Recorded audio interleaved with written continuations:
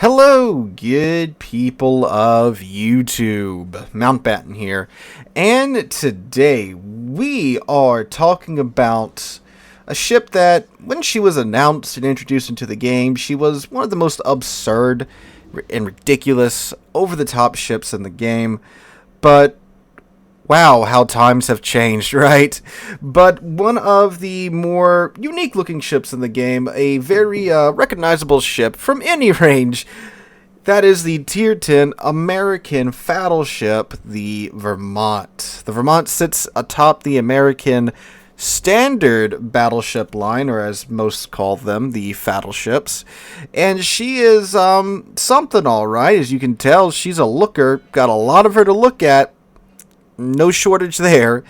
And she's a ship that I'm finding, as you can tell by the title of the video, more and more frustrating and infuriating to try and play as time goes on. Now, why is that? So, the Vermont, and the Vermont line as an extension, they have a certain set of characteristics about them that you gotta trade a lot to get what you get with these ships. And you do get some pretty good stuff. So let's start with the good with the Vermont. So you get 12 457 millimeter guns at tier 10. That is a lot of firepower. Heaviest broadside in the game, I do believe. I think, well, no, actually the Colombo might eke her out just a little bit because she has 16 15-inch guns, but one of the heaviest broadsides in the game.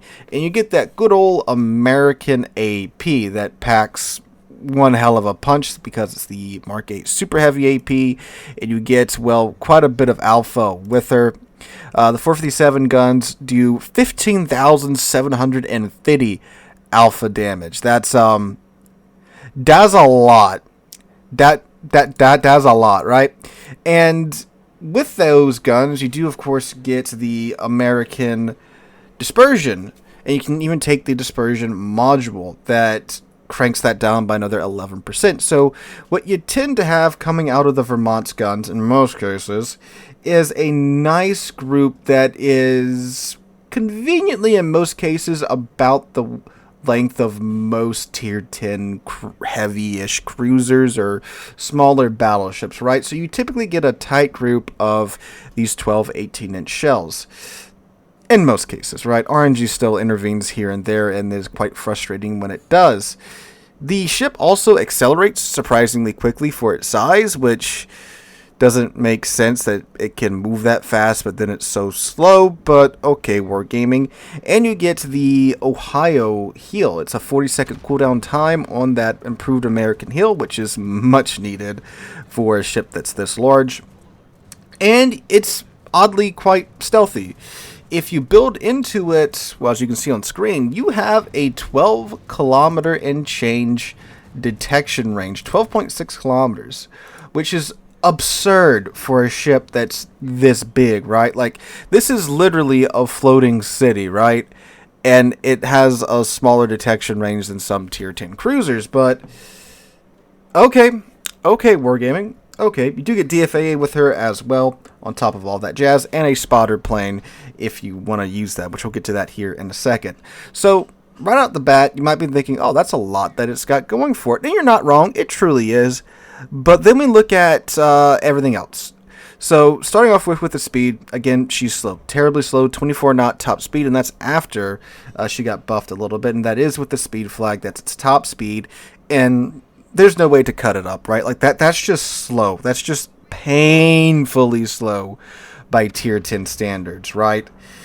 And we'll get to that in a second, what that does to her gameplay. Okay, and then she's massive, if you haven't noticed. The ship itself is huge, and that's accompanied by a huge superstructure that gets farmed by everybody. And that's a bit of a pain, right? And then the big kicker is that her 12 457mm guns have a 40-second reload time, which is just miserable. And you could take the reload module to get that down a bit, but then you lose the artillery plotting room mod 2, which that's the mod that gives you the 11% buff to your dispersion. So Yeah, if you take the reload module, you're throwing one of the things that make this ship special out of the window. So yeah, 40-second reload time, which is absurdly long, right? And granted, she does have 12 18-inch guns, so you got to check them somewhere, right? So what this ship normally plays like, and what Wargaming has even geared it to play like, is I don't know if I want to say an ambusher, but it's the ship that says, "Hey, buddy, you messed up. I'm 16 kilometers away from you, and I have all of my guns pointing at your broadside right now. Bye-bye." And then, you nuke the ship out of the water. And I say that because very much in the fashion of the American battleships, the AP shells are quite slow. Their velocity coming out the barrels is 732 meters a second, and Wargaming did switch them out with the Ohio shells. Well, they have the same flight parameters as the Ohio shells, I should say, where they don't lose their velocity quite as bad as the American mainline battleships do. So they're still slow, don't get me wrong. They're just not as slow as the American mainline battleships. They don't lose their speed. They have, I believe it's the air drag coefficient that they messed with to make them go a little bit nicer through the air, right? But they're still slow. 18 kilometers out, unless you have like god levels of leading and prediction capabilities, you're not really going to be hitting much unless the target is sitting still or sailing in a perfectly straight line, not touching its rudder or the throttle. It's just not happening, right, Chief? Again, unless you have excellent aim. And if you do and you can make it happen at long range, more power to you. I am impressed. But typically, you want to stay like 17 kilometers in. From there in, it's a lot more comfortable to make it happen, right? So, with that good concealment, you get within, 16, 17 kilometers of the target. You either wait for it to mess up, or you get a nice shot where you can chunk the superstructure, chunk some part of the ship, let the guns rip, and then remove 20k from the target. That's the ideal Vermont experience. And well, with today's World of Warships, it's a little difficult to make happen. You got to have some things go for you. One, that 12.5 kilometer detection is cool and all, but may I present? Yeah, CVs are a thing, and they're quite popular right now because we had the return of the American odd tier CVs as the support CVs. So, out of a relatively small sample size of the 6 games I played to get your background footage, 4 of them had CVs in them. So, yeah, that happens. But when you don't get a CV game, or if the CV just isn't on your side of the map, sure, you still have your concealment, but it's nothing for them to fly over there and just, ruin your day by spotting you, right? So, as nice as that concealment is, you can still easily get spotted at range. And, of course, submarines, too, and DDs can sneak in there. But DDs, they gotta get, close, and that's a little bit more risky for them. Submarines can kind of just chill at periscope depth and spot you, but they do have batteries, right? But anyway, yeah, so the nice detection range isn't a force field against, just never being spotted. You can still be spotted, right? And again, CVs make that a million times easier for that to happen. So yeah, that. And there's the fact that she is just still downright agonizingly slow. So you have to be very cognizant of what's going on around you in the Vermont, because you can't beat anybody in a race. You can't outrun anybody at tier 10, but like the U4501 when it's on the surface and it's limited to 20 knots. Literally everything else at tier 10 is faster than you. And I mean everything at tier 10. Again, except the 4501 when it's stuck on the surface going 20 knots, right? So when the battlefield changes, you have to be ahead of it, right? You got to be reading the minimap, seeing what's going to happen and where you need to go next, right? And what I found was happening a lot, and has been happening to me a lot as I've been trying to play the Vermont, is that one or two things. One, any team just gets rolled on my side of the map, right? And it's like, okay, they're dead already. I gotta do something to, get damage, because if you sit there and try to, dunk targets at 20 plus kilometers, it's not really going to happen. You might get, clip a ship here and there, but again, if they're paying attention and they just sneeze on their rudder or slightly move their throttle, the shells are probably going to miss, right? Again, unless you have God tier aiming. So then you have to try and get within, 17-ish kilometers of something else with what time you have left. And with how slow the ship is to, move, it's just a lot of waiting around and, maybe taking pot shots at 20 plus kilometers because you're trying to do something, and again the shells are so slow, you're missing, so it leads to a very frustrating time.